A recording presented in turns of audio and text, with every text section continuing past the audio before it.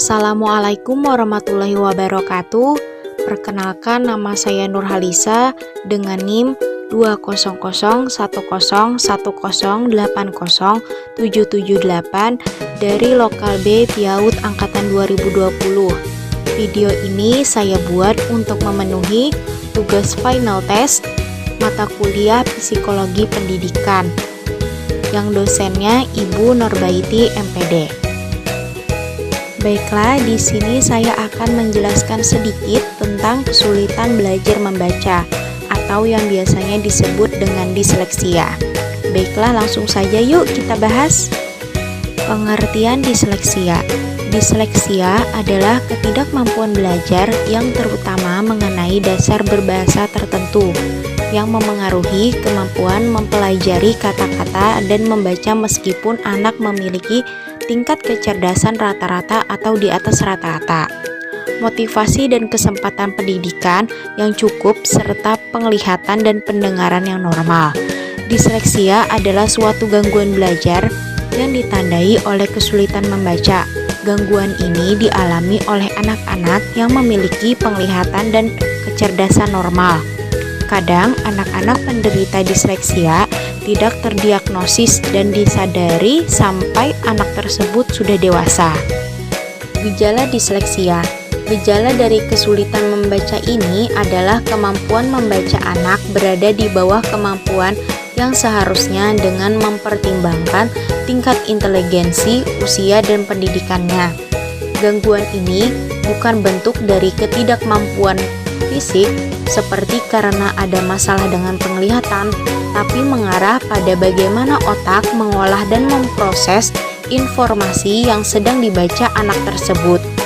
Kesulitan ini biasanya baru terdeteksi setelah anak memasuki dunia sekolah untuk beberapa waktu. Berikut merupakan cara mengatasi kesulitan belajar pada anak disleksia. Yang pertama, tingkatkan motivasi belajar pada anak. Meningkatkan motivasi belajar bisa dilakukan dengan membacakan sebuah cerita atau dongeng, kemudian memberitahukan segala manfaat dan keuntungan yang bisa diperoleh dengan membaca dan menulis. Dengan demikian, anak akan termotivasi dan terdorong untuk bisa membaca dan menulis sendiri. Yang kedua, menggunakan media belajar. Anak disleksia cenderung lebih mudah memahami sesuatu dengan gambar. Untuk itu, bisa menggunakan media belajar berupa gambar atau mainan balok yang berbentuk huruf untuk membantu memudahkan dalam mengenalkan huruf, membedakan huruf, hingga akhirnya anak disleksia mampu membaca dan menulis dengan lancar. Yang ketiga, tingkatkan rasa percaya diri anak. Kondisi anak disleksia yang mengakibatkan kesulitan menulis dan membaca membuat sebagian anak disleksia mengalami depresi dan kehilangan rasa percaya diri karena kesulitan mengikuti pelajaran di sekolah dan terkadang juga dikucilkan oleh teman-temannya loh. Meningkatkan rasa percaya diri pada anak disleksia juga merupakan salah satu cara mengatasi kesulitan belajar pada anak disleksia.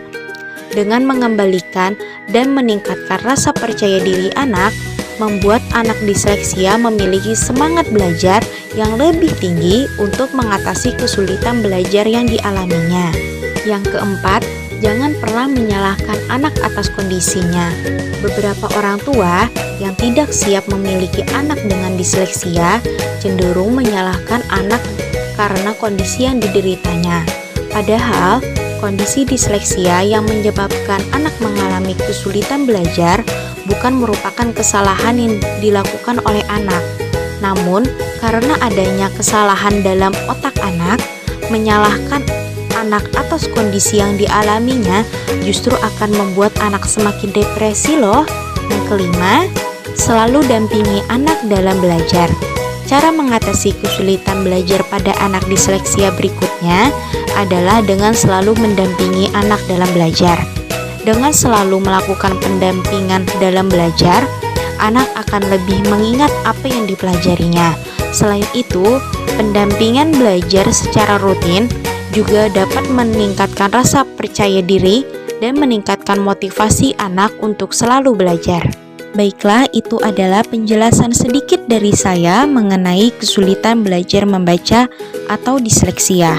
Cukup sekian, saya akhiri. Wassalamualaikum warahmatullahi wabarakatuh. Terima kasih.